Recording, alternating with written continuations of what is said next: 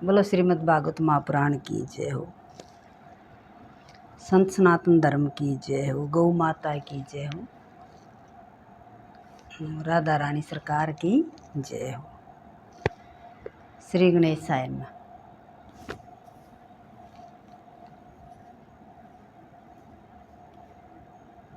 विषम जी कहते हैं कृष्ण भगवान को, विषम पितामह बाण से आप लेटे हुए क्या कह रहे हैं। विषम जी कहते हैं कि यह सारा जग जानता है कि पांडवों पर मेरा कितना प्रेम है, और आप भी तो यह जानते हैं ही हैं, युद्ध में मेरा शरीर कौरवों के पक्ष में था, किंतु मेरा मन तो पांडवों के पक्ष में ही था। मेरा मन पांडवों के पक्ष में था, और पांडवों पर मैं बाण तो चलाता था, पर मन से मैं यही चाह रहा था कि विजय पांडवों की को ही मिले। जयोस्तु पांडु पुत्राणाम, ऐसा बोलकर ही मैं बाण छोड़ता था। कृष्ण कहते हैं कि फिर भी आप शरीर से तो पांडवों के पक्ष में नहीं थे, आपने कौरवों के पक्ष में रहकर मेरे पांडवों के साथ युद्ध किया है। आप जब मन से पांडवों के साथ थे तो फिर तन से भी पांडवों के साथ क्यों नहीं रहे। भीष्म पितामह कहते हैं कि हे प्रभु, मैं उस समय आपके दर्शन करना चाहता था। आप अर्जुन के रथ पर थे, मैंने सोचा कि यदि मैं पांडवों के पक्ष में रहूँगा तो सामने से आपके दर्शन कैसे कर सकूँगा। आपका सतत दर्शन करते रहने के लिए ही मैं पांडवों के विरुद्ध कौरवों के पक्ष में जा मिला। पांडवों के पक्ष में लड़ता तो आपके दर्शन में अच्छी तरह नहीं कर पाता। आमने सामने भगवान के सामने दर्शन कर रहे हैं। कौरवों के पक्ष में भीष्म पितामह भगवान अर्जुन के साथ है। श्री कृष्ण ने महाभारत के युद्ध में कोई भी अस्त्र शस्त्र धारण न करने की प्रतिज्ञा की थी। श्री कृष्ण ने प्रतिज्ञा कर ली थी कि मैं अर्जुन का बस सारथी हूँ, लेकिन कोई भी अस्त्र शस्त्र नहीं उठाऊंगा। भीष्म ने कहा कि मैं तो गंगा पुत्र हूँ, मैं तो ऐसा युद्ध करूँगा कि कृष्ण को अस्त्र शस्त्र धारण करने ही पड़ेंगे। मैं उनसे हथियार चलवा कर ही रहूँगा। भीष्म के बाणों से अर्जुन मूर्छित हो गया, फिर भी वे बाण वर्षा करते रहे। मूर्छित हो गया अर्जुन भीष्म पितामह के बाण से, फिर भी बाण वर्षा करते रहे। कृष्ण ने सोचा कि यदि भीष्म पितामह भीष्म बाण चलाते रहेंगे तो मेरे अर्जुन की मृत्यु हो जाएगी और महान अर्थ होगा, मेरी प्रतिज्ञा चाहे टूट जाए। भगवान रथ से कूद पड़े और सिंह की भांति दहाड़ते हुए वे रथ चक्र लेकर भीष्म की ओर दौड़ पड़े। भीष्म ने उसी समय कृष्ण को नमस्कार किया और भगवान का जय जयकार किया। भक्तों की प्रतिज्ञा पूरी करने के लिए भगवान अपनी प्रतिज्ञा को तोड़ देते हैं। ठाकुर जी की यह भी एक लीला है। भगवान भक्तों का पूरा सम्मान करते हैं। वे मानते हैं कि चाहे मेरी पराजय हो, पर भक्तों की विजय होनी ही चाहिए। इसके बाद भीष्म ने उत्तरायण में देह को त्याग दिया, छोड़ दिया। भीष्माचार्य भगवत स्वरूप में तदाकार हो गई, वे कृतार्थ हो गए। उत्तरायण में मृत्यु का अर्थ है ज्ञान की अथवा भक्ति की उत्तरावस्था में परिपक्व दशा में मृत्यु। कई पापी लोग भी वैसे तो उत्तरायण काल में मरते हैं, फिर भी उनको सद्गति नहीं मिलती। और कई योगी जन दक्षिणायन में मरते हैं, फिर भी उनको उनकी दुर्गति नहीं होती। दक्षिण दिशा में यमपुरी है, नरकलोक है। नरकलोक का अर्थ है अंधकार। जिन्हें परमात्मा के स्वरूप का ज्ञान नहीं है, जिन्होंने परमात्मा का अनुभव नहीं किया है और वैसे ही मर जाते हैं, उनकी मृत्यु दक्षिणायन कहलाती है। संतों का जन्म तो हमारी ही भांति साधारण होता है, किंतु उनकी मृत्यु मंगलमय होती है। भीष्म महाज्ञानी थे, फिर भी प्रभु प्रेम में तन्मय होकर मरे थे। यह बात में बतलाती है कि भक्ति ही श्रेष्ठ है। साधन भक्ति करते करते साध्य भक्ति सिद्ध होती है। जिसकी मृत्यु के समय देवगण बाजे बजाते हैं, उसकी मृत्यु ही कृतार्थ जानो। भीष्म के प्रयाण के समय देव ने ऐसा ही किया था। ऐसे काम जग में करो, जब तुम आए जग में तो है हंसा तुम रोए, और ऐसी करनी कर चलो तुम हंसो जग रोए। मानव जीवन की अंतिम परीक्षा उसकी मृत्यु ही है। जिसका जीवन सुंदर होगा उसकी मृत्यु मंगलमय होगी। जिसका मरण बिगड़ा उसका जीवन भी व्यर्थ रहा। मरण तब सुधरता है जब मानव प्रत्येक क्षण को सुधारता चलता है। जिसको समय के मूल्य का भान होता है। विगत संपत्ति फिर प्राप्त हो सकती है, किंतु विगत समय फिर कभी नहीं मिलता। धन संपत्ति मिल सकती है, लेकिन वो समय फिर नहीं मिलेगा, वापस नहीं आएगा। प्रत्येक क्षण का जो सदुपयोग करेगा उसी की मृत्यु मांगलिक होगी। कण कण का सदुपयोग करो, रक्षण क्षण का भी, एक भी कण का और एक भी क्षण का दुरुपयोग न करो। कण का जो दुरुपयोग करता है वह दरिद्र बनता है, और रक्षण को व्यर्थ खर्च करने वाला जीवन बिगाड़ता है। प्रतिदिन स्वयं को बढ़ाओ, प्रतिपल जो ईश्वर का स्मरण करता है उसकी मृत्यु भी सुधरती है। भीष्म आजीवन स्वयं ही रहे थे, स्वयं बढ़ाकर प्रभु के सतत स्मरण की आदत होने से मरण सुधरेगा। जीवन का अंतकाल बड़ा कठिन है, उस समय प्रभु का स्मरण करना आसान नहीं है। जन्म जन्म मुनि जतन कराही, अंतराम कही आवत नाही। समस्त जीवन जिसकी लगन में बीता होगा वही अंत में उसे याद आएगा। ईश्वर तब तक कृपा नहीं करते जब तक कि मनुष्य स्वयं कोई प्रयत्न न करे। सारा जीवन भगवान के स्मरण में बीते और कदाचित वह व्यक्ति अंतकाल में भगवान को भूल जाए। पूरे जीवन भगवान का स्मरण करता रहे, अगर अंतकाल में बाय चांस भूल जाए भगवान का नाम, तो भी भगवान उसे याद करेंगे, तो भी भगवान उसको याद करेंगे। सत्कर्म कभी व्यर्थ नहीं होता। भगत मुझे भूले तो भी मैं उसको नहीं बुलाता, ऐसा भगवान ने कहा है। भीष्म पितामह की मृत्यु को उजागर करने के लिए द्वारकाधीश पधारे थे। भीष्म पितामह ने महाज्ञान का विश्वास नहीं किया और उन्होंने प्रभु की शरण ली। भीष्म पितामह की मृत्यु से युधिष्ठिर को दुख तो हुआ, किंतु उनकी सदगति से उनको आनंद भी हुआ कि उनको अच्छी गति मिली है, इसलिए आनंद भी हुआ।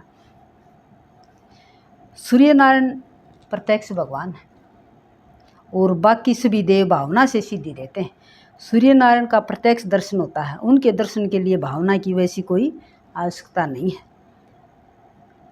इसी प्रत्यक्ष देव की आराधना को सूर्य भगवान के प्रत्यक्ष दर्शन होते हैं हमारे। धर्मराज भी सूर्य नारायण की उपासना करते थे। सूर्य नारायण की आराधना किए बिना बुद्धि शुद्ध नहीं होती। ज़्यादा नहीं तो कम से कम रोज 12 सूर्य नमस्कार करो। इस सूर्य नारायण की उपासना का क्रम कहा गया है, उनकी उपासना करने वाला कभी दरिद्र नहीं होता।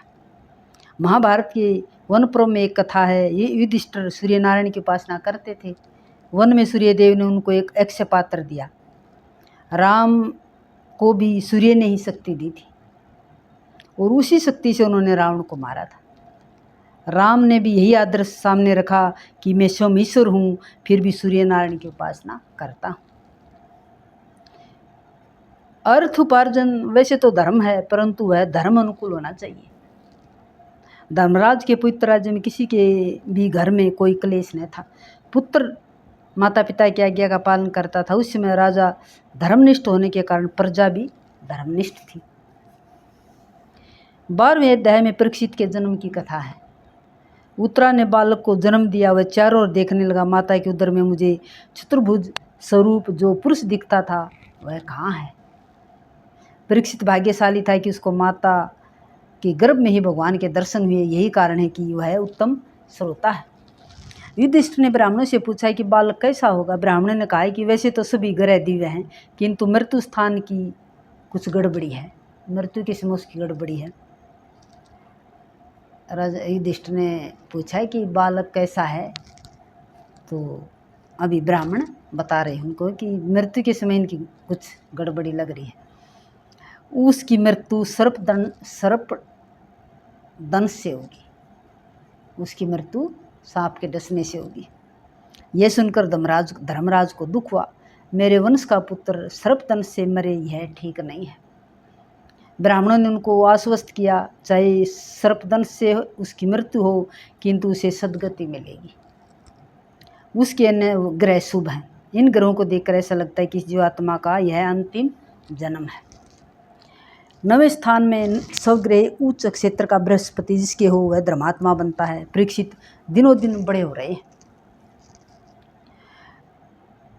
14वें और 15वें अध्याय में धृतराष्ट्र पांडव मोक्ष की कथा है। 16वें अध्याय में परीक्षित चरित्र का आरंभ होता है। विदुर जी तीर्थ यात्रा करते प्रभास क्षेत्र में आए। विदुर जी तीर्थ यात्रा करने जा रहे थे, इतना ये महाभारत युद्ध हुआ। उन्हें खबर हुई कि सभी कौरवों का विनाश हुआ है। और धर्मराज राज सिंहासन पर बैठे हैं। केवल मेरा भाई धृतराष्ट्र ही धर्मराज के यहाँ मुट्ठी भर खाने के लिए रह गया है, धृतराष्ट्र ही बचा है। विदुर जी आए, धर्मराज ने उनका स्वागत किया। विदुर जी सम्मान मांगने नहीं आए थे, अपने बंधु को बंधन मुक्त कराने के लिए आए थे। उन्होंने 36 वर्षों तक की तीर्थ यात्रा की, 36 साल तक। संत तीर्थों को पावन करते हैं। वैसे तो इसका कारण यह है कि यात्रा में अन्य चिंताओं के कारण परमात्मा का नियमित ध्यान नहीं हो पाता, सत्कर्म नियम पूर्वक नहीं होता।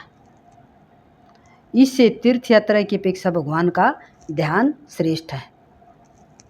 अगर ये कह रहे हैं कि अगर तीर्थ यात्रा में सत्कर्म नहीं हो तो इससे अच्छा ध्यान, भगवान का ध्यान घर में रहकर ही श्रेष्ठ है।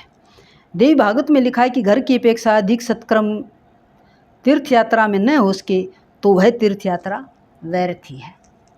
विदुर जी ने 36 वर्ष तक यात्रा की, फिर भी बात तो अति संक्षेप में ही कही।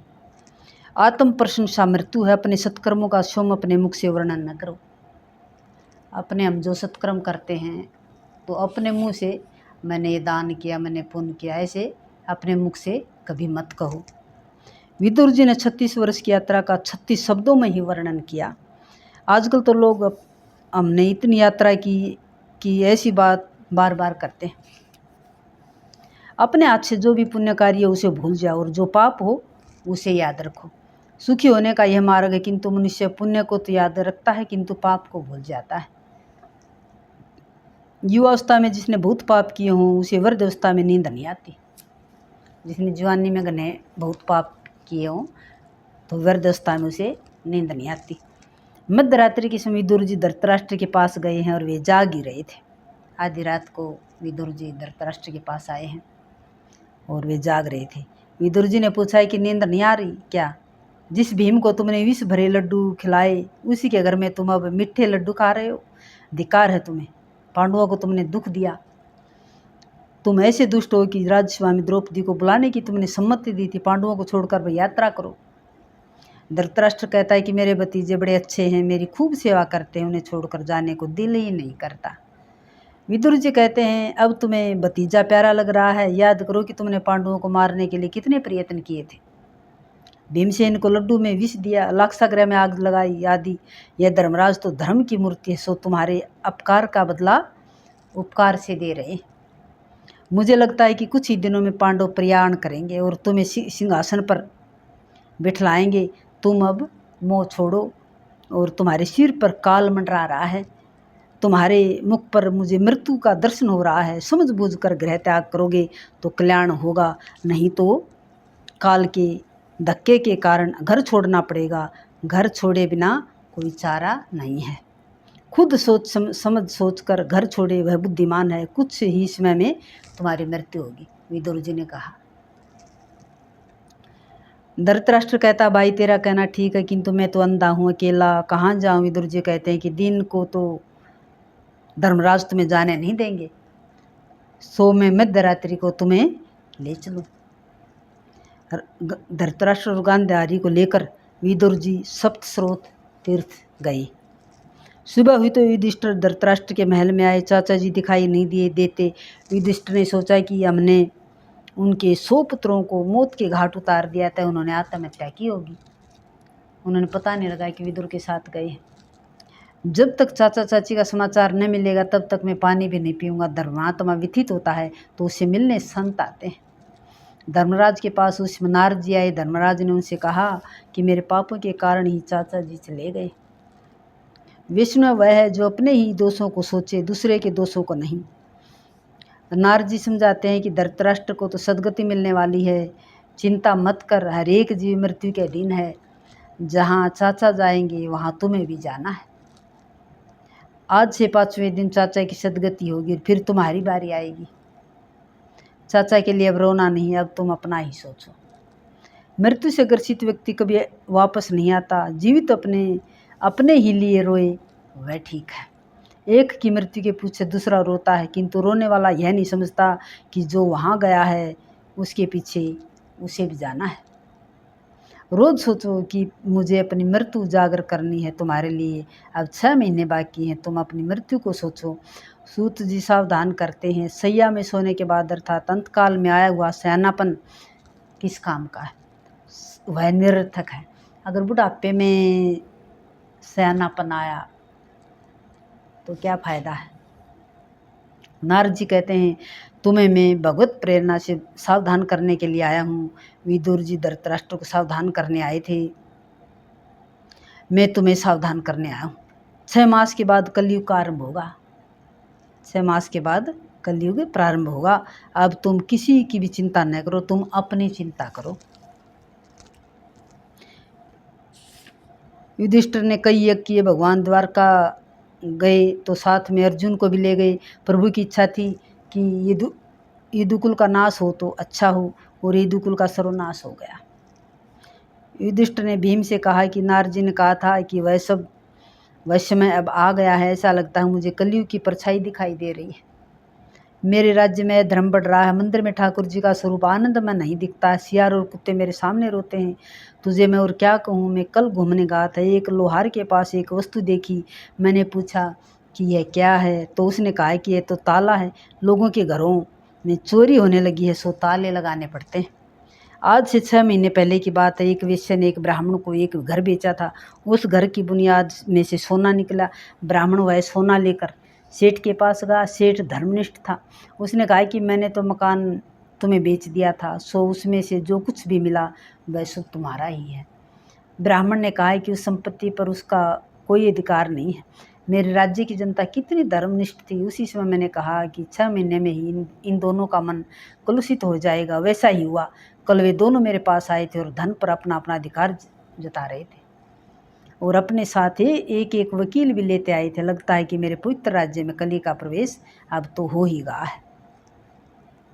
कली कलह का रूप, जिस घर में कृष्ण कीर्तन कृष्ण की कथा होती है वहाँ कली नहीं जा सकता। बोलो श्री कृष्ण भगवान की जय, सच्चे दरबार की जय। राधे राधे सब भाई बहनों को। बहुत ही प्रेममयी कथा है, आप ज़रूर सुनना, बहुत आनंद आएगा। जय श्री कृष्ण, जय श्री कृष्ण। हरिओम तत्सत, हरिओम तत्सत।